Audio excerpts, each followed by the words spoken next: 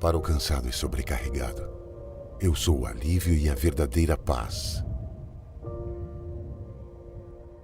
Para o sedento, eu sou a água pura. E para o faminto, eu sou o pão que satisfaz. Para quem não sabe mais para onde ir, eu sou o caminho certo. Para quem não sabe mais viver, eu sou a vida eterna. Tudo o que você precisa, eu sou. Olá, feliz sábado, tudo bem com você? É um prazer falar pela primeira vez aqui nesse canal do Espaço Novo Tempo Alecrim, levando essa mensagem, a palavra de Deus para você, você que é membro aqui da comunidade, você que é da Igreja de Planalto, que também está sendo convidado a participar conosco deste culto, você que nos assiste de vários lugares do Brasil, é um prazer ter você conosco neste culto de adoração a Deus. E eu queria abrir a palavra de Deus, eu queria ler com você a Bíblia, queria estudar a palavra de Deus, mas antes eu quero te fazer uma pergunta. Você já enfrentou alguma situação de impossibilidade? Você já ficou num beco sem saída? Uma situação assim de não tinha para onde ir, não tinha como correr, uma situação difícil. Você já entrou em pânico diante de uma situação? Eu tenho uma coisa para falar para você. Todo mundo passa por situações assim. Todos os personagens da Bíblia, Abraão, Davi, Paulo, todos eles passaram por situações assim. E por isso, quando a gente abre a palavra de Deus, ela nos ensina a respeito daquilo que a gente pode aprender sobre o desespero, diante de impossibilidade, diante de situação difícil. A gente está enfrentando uma situação difícil, essa época de pandemia, é ou não é verdade? Por isso eu queria refletir com você a respeito de 5 coisas que a gente pode fazer diante de uma impossibilidade, diante de uma situação difícil. Para onde a gente pode ir quando a gente não tem para onde ir? O que a gente pode fazer quando a gente não tem saída? Diante de um impossível, quando só um milagre pode resolver, o que a gente pode fazer? Esse é o tema da nossa reflexão e ela está baseada no livro de Êxodo, capítulo 14. Queria convidar você a abrir a sua Bíblia em Êxodo, capítulo 14. Nós vamos ler do verso 9 até o verso 15. Não é porque você está em casa que você não vai abrir, não. Pode pegar a sua Bíblia, abre aí, estou esperando para você poder acompanhar com a gente a leitura da palavra de Deus. Verso 9 diz assim: Perseguiram-nos os egípcios, todos os cavalos e carros de Faraó, e os seus cavalarianos, e o seu exército, e os alcançaram acampados junto ao mar, perto de Pi-Airote, defronte de Baal-Zefon. E chegando Faraó, os filhos de Israel levantaram os olhos, e eis que os egípcios vinham atrás deles, e temeram muito. Então os filhos de Israel clamaram ao Senhor, disseram a Moisés: Será por não haver sepulcros no Egito que nos tiraste de lá, para que morramos neste deserto? Por que nos trataste assim, fazendo-nos sair do Egito? Não é isso que te dissemos no Egito? Deixa-nos para que sirvamos os egípcios? Pois melhor nos fora servir aos egípcios do que morrermos no deserto. Moisés, porém, respondeu ao povo: Não temais, aquietai-vos e vede o livramento do Senhor, que hoje vos fará. Porque os egípcios que hoje vedes, nunca mais os tornareis a ver. O Senhor pelejará por vós, e vós vos calareis. E o verso 15 encerra falando assim: Disse o Senhor a Moisés: Por que clamas a mim? Dize aos filhos de Israel que marchem. Essa é uma história muito interessante, muito conhecida. O povo de Israel estava em pânico, o povo de Deus ficou em desespero, porque eles estavam literalmente num beco sem saída. E em frente ao mar, do lado uma montanha enorme, e atrás vinha o exército. Eu gosto de imaginar essa cena mais ou menos com a gente aqui, ali na Praia da Costa. Sabe aquele paredão enorme que tem ali de montanha, tem o mar, e imagina se um exército está vindo atrás, você não tem para onde ir. Como é que você vai atravessar o mar, subir a montanha? É difícil. E aquele exército com um monte de gente, um monte de animais, um monte de criança, como é que ia fazer? Eles ficaram realmente numa situação sem saída, num desespero total. O povo ficou reclamando e começou a falar: Moisés, você tirou a gente do Egito para morrer aqui no deserto, que história é essa? E o povo começou a reclamação, e no meio dessa história toda, desse desespero, dessa reclamação do povo, existem 5 ações, 5 verbos que saltam do texto quando a gente lê. Eu não sei se você reparou, mas aqui no verso 13, 14, 15, tem alguns imperativos que servem para nos orientar quando a gente está passando por um momento de desespero, de problemas, de como eles, num beco sem saída. Primeiro verbo está aqui no verso 13, diz assim: não temais. Temer, não tenha medo. É estranho você falar não ter medo para quem está numa situação de medo. E é mais estranho ainda porque o medo é uma característica natural nossa. Nós, seres humanos, naturalmente temos medo, isso faz parte da gente. Como é que a gente vai fazer para a gente vencer o medo? Na verdade, o medo precisa ser vencido quando a gente tem a presença de Deus ao nosso lado. A palavra de Deus nos diz que quando a gente passa pelo vale da sombra da morte, a gente não tem medo se tu estás comigo. Se o Senhor está do nosso lado, a gente não tem medo. Não o medo natural, uma reação natural que o nosso organismo tem, isso acontece, mas o desenvolvimento do medo se tornando uma ansiedade, isso pode ser evitado, e nós como cristãos não devemos deixar o medo dominar. Nós precisamos vencer o medo. A reação natural vem e a gente domina porque o Senhor está conosco, então a gente não precisa ter medo. E vários salmos falam a respeito disso. É muito bom a gente poder usar os salmos para poder fortalecer a nossa fé e expulsar fora o medo. Salmo 91, Salmo 27, o Salmo 23, que fala do vale da sombra da morte. Então a primeira dica para você que está enfrentando uma situação difícil: não tenha medo. Chame o Senhor para ficar do seu lado, para que o medo possa ser expulso. A segunda coisa que a gente vê aqui, que Moisés fala para o povo, é: aquietai-vos. O medo deixa a gente agitado, faz com que a gente tome atitudes precipitadas no meio do desespero, no meio do aperto. E a palavra de Deus diz para a gente aquietar. Não tenha medo e fica quietinho. A serva do Senhor, no livro Mente, Caráter e Personalidade, volume 2, Ellen White escreve assim na página 795: não vos podeis permitir deixar que qualquer dúvida vos penetre no espírito.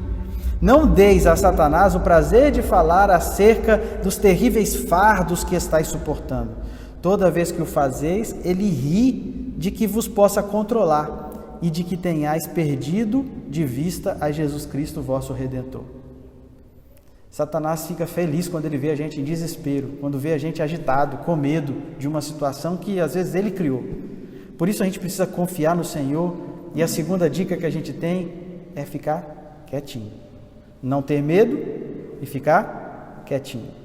A terceira, a gente vê que o próprio Moisés fala para o povo, diz assim: não temais, aquietai-vos, e fala assim: vede. Era para o povo ver. E eu pergunto para vocês: ver o quê?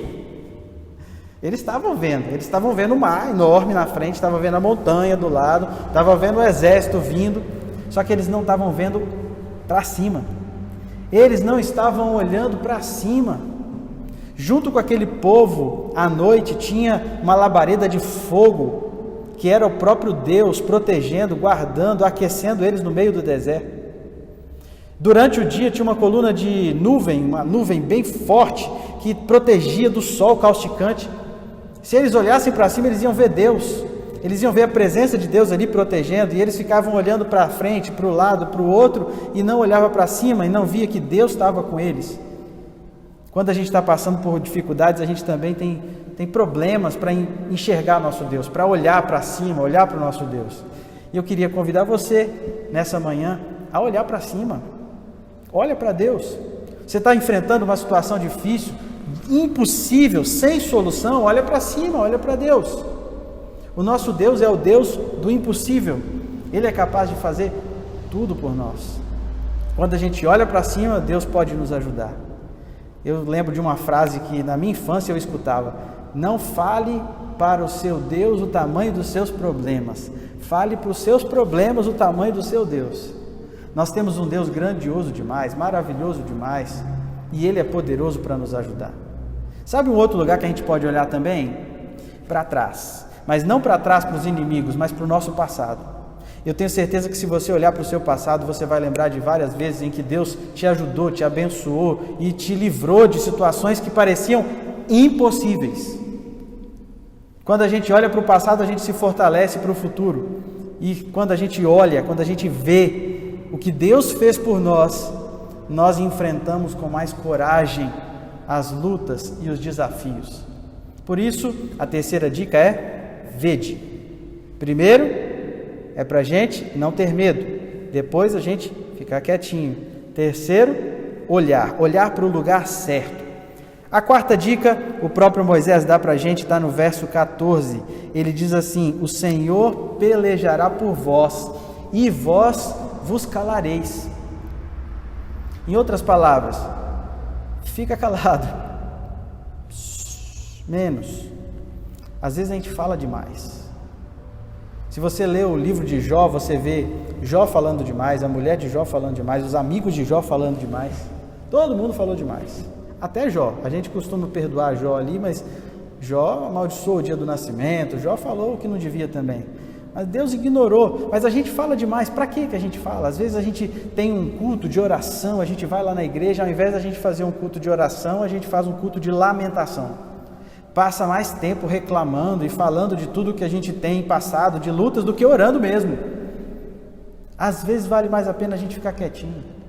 Tem hora que a gente precisa compartilhar com o irmão para que ele ore junto conosco. É uma oportunidade que a gente tem de partilhar em algum momento em que a gente está num pequeno grupo, ou a gente tem alguém de confiança. Mas tem hora que é melhor a gente ficar quietinho e pensar positivamente, colocar a cabeça na fé, no pensamento em Deus, não ficar preso às situações que a gente está passando. Aquele livro que eu mencionei, Mente, Caráter e Personalidade, ele também tem uma outra frase, na página 758, fala assim, ó: se vos não sentis satisfeitos e alegres, não faleis dos vossos sentimentos. Não anuvieis a vida dos outros. Uma religião fria e sombria jamais vai atrair almas para Cristo. Afasta as pessoas e lança para as redes de Satanás. Em vez de pensar nos vossos desânimos, pensai na força de que você pode ter em nome de Cristo. Que a sua imaginação se fixe nas coisas invisíveis, que os seus pensamentos se dirijam para as evidências do grande amor de Deus por nós. Legal, não é? A gente não precisava ficar pensando em coisas ruins, coisas negativas. A gente às vezes vê essa pandemia, situação é ruim, é chata, é verdade, mas a gente fica: meu Deus do céu, eu vou pegar esse negócio. Eu não duvido muito que tenha gente pegando esse negócio só na cabeça. Está imaginando tanto que está pegando o negócio, está sentindo sintomas sem ter. Por isso é importante a gente às vezes ficar quietinho e não ressaltar o problema. Quando a gente ressalta o obstáculo, ele fica maior do que ele é. Deixemos Deus agir e não vamos insistir com a nossa própria opinião, a nossa palavra. Vamos deixar nas mãos de Deus a nossa vida. E eu quero encerrar falando do último verbo que esse texto aqui destaca para a gente. Recapitulando: não tenha medo, aquietai-vos, vede, fica caladinho. E o último, quinto, está aqui no verso 15, diz aos filhos de Israel que marchem. Marchar para onde, né? Marchar em que direção? Em direção ao exército, em direção à montanha, em direção ao mar? Deus estava falando para o povo marchar em direção ao mar. Falou: coloca o pé na água, dá um passo de fé que eu vou abrir o mar. Existe uma música que eu gosto muito que fala sobre isso. Para atravessar o mar, coloca o pé na água. Daniel Littke também canta uma que fala: marche, estende a mão, atravesse. Quando nós damos um passo de fé, o Senhor abre o mar. Às vezes a gente tem oportunidade de fazer alguma coisa para que o milagre aconteça e a gente fica com medo. Deus gosta da participação do ser humano no milagre. Ele pediu para encher as talhas de água antes dele transformar a água em suco de uva. Ele pediu para arrastar a pedra antes de ressuscitar Lázaro. Ele gosta da nossa participação e por isso ele falou: marcha, pode estar escuro, pode estar alto, pode estar difícil, pode estar molhado, dá o primeiro passo de fé que eu vou abençoar. A gente tem que dar um passo de fé para que o Deus dos milagres possa agir. Encerrando a nossa reflexão dessa manhã, queridos irmãos, eu tenho certeza que nós passamos por lutas, por provas, por impossibilidades. Se você não está passando agora, um dia você vai passar. Quando você passar por uma situação difícil, não esqueça que o nosso Deus é o Deus dos milagres, é o Deus dos impossíveis, e Ele é capaz de fazer a gente atravessar em seco um mar. Basta a gente acreditar. Que Ele dê forças para que você realize o impossível. Continue firme, confiando nele, Ele é poderoso. Confie, acredite, dê o passo de fé e o milagre vai acontecer. Eu espero que com essas 5 dicas que o próprio Moisés deu para a gente possa enfrentar as situações de impossibilidade com coragem e com fé. Vamos orar? Querido Deus, eu agradeço ao Senhor, porque a Tua palavra nos fala de situações de impossibilidade vencidas com o poder e com a fé no Senhor. E eu peço que o Senhor abençoe todo mundo que está assistindo essa mensagem. Se por acaso alguém está enfrentando uma luta difícil, uma impossibilidade, uma cura, uma dívida, uma situação sem saída, dá força para que essa pessoa possa, seguindo os passos que a Tua palavra nos deu, sair vitoriosa em Cristo Jesus. Nós te oramos por todos nós, pedimos a Tua bênção nesse sábado, em nome de Jesus. Amém, Senhor.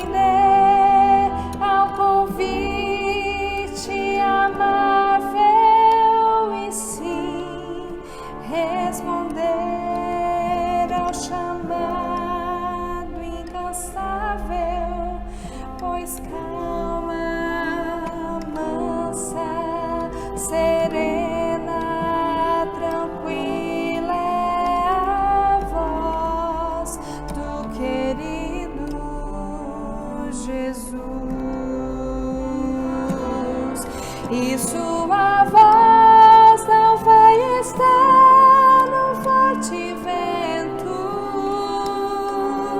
no terremoto ou no fogo intenso,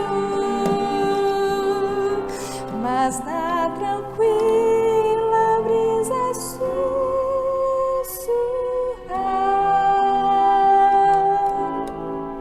Eu sei que ali a voz de Deus está. Calma, mansa, serena, tranquila é a voz do meu Salvador.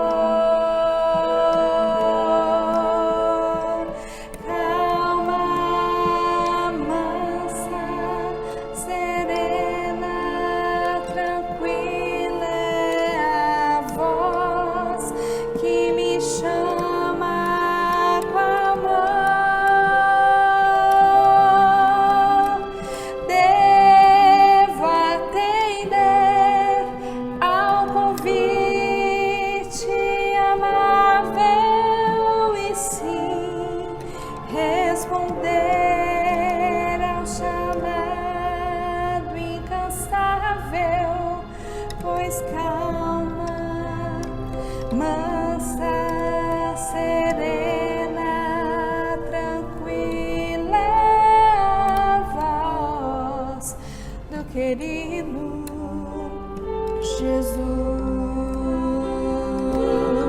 E sua voz não vai estar no forte vento, no terremoto ou no fogo intenso, mas na tranquila brisa sussurrar. Eu sei que ali a voz de Deus está. Calma, mansa, serena, tranquila é a voz do querido Jesus.